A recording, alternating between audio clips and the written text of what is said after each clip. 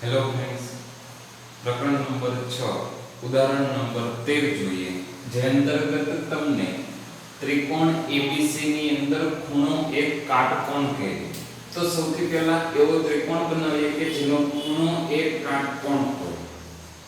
આ પણ એક્ઝામમાં સાબિતી માટે અગત્યનું છે, તો ખાસ સમજવું કે ખૂણો એક કાટકોણ હોય તેવો ત્રિકોણ ABC જેની અંદર BL મધ્યગા છે. મધ્યગાનું કામ છે કે સામેની બાજુને શું કરે, બે સરખા ભાગમાં વિભાજન કરે. તો BL AC જે ભાગ છે એનું શું કરશે, તો કે બે સરખા ભાગમાં વિભાજન કરશે.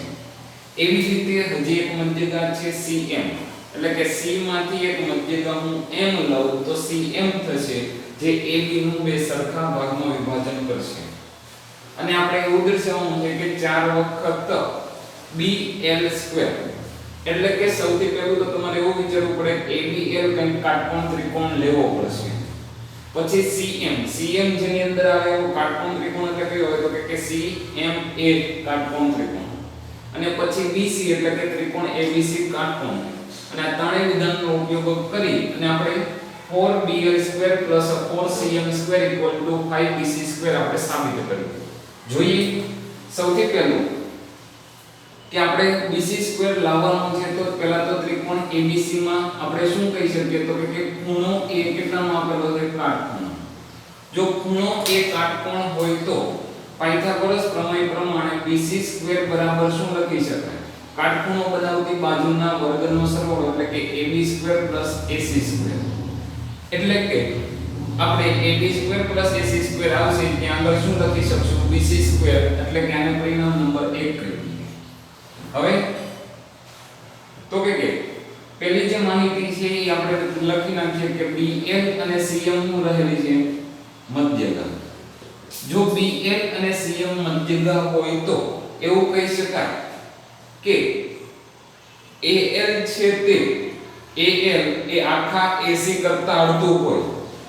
BL અને CM મધ્યગા હોય તો AL બરાબર શું લખી શકાય, તો કે AC/2 લખી શકાય. અને જ્યારે હું CM મધ્યગાની વાત કરું છું ત્યારે હું ત્રિકોણ લઈશ AMC, તો એની અંદર મને મળશે AM, જે AM આખા AB કરતા શું કહેવાય, અડધું કહેવાય. તો AM બરાબર AB/2 આપણે લખી શકીએ.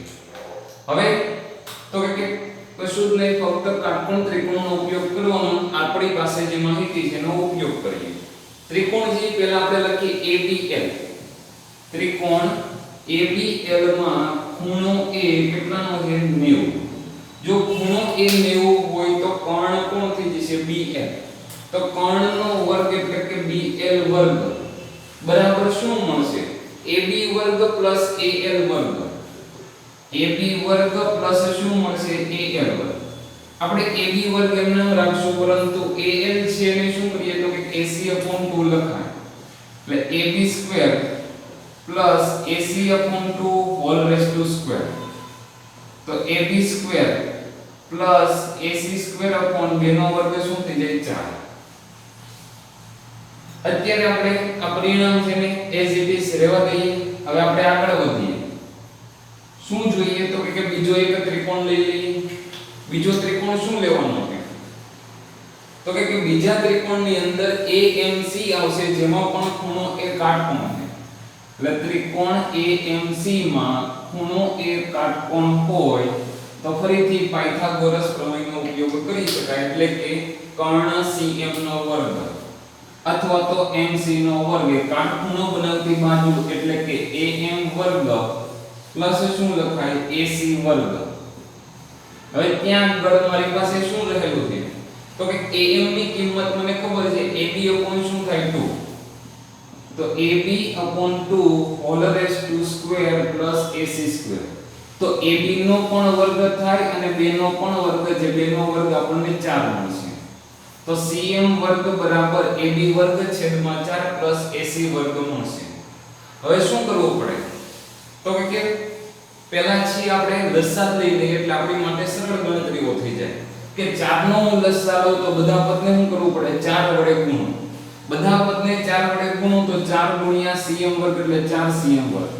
અહીંયા આગળ હું 4 વડે ગુણીશ તો 4 અને 4 કેન્સલ થઈ જાય એટલે ખાલી માં લખવું પડે AB વર્ગ અને AC વર્ગને હું 4 વડે ગુણું તો 4AC વર્ગ એટલે કે લસા લઈએ અને બરાબરની બંને બાજુ જો લસા લેતા હોય તો જે છેદમાં સંખ્યા હોય અથવા તો છેદનો લસા હોય દરેક વડે ગુણો એટલે છેદ રહેશે નહીં અને એવી જ રીતે આ બાજુ પણ જે આપણે એક સ્ટેપ આગળ વધી જ જઈએ એટલે કે 4 નો લસા લઈએ તો 4BL² થાય બરાબર AB² સોરી 4AB² કારણ કે 4 * AB² પણ થશે અને પ્લસ શું આવશે AC².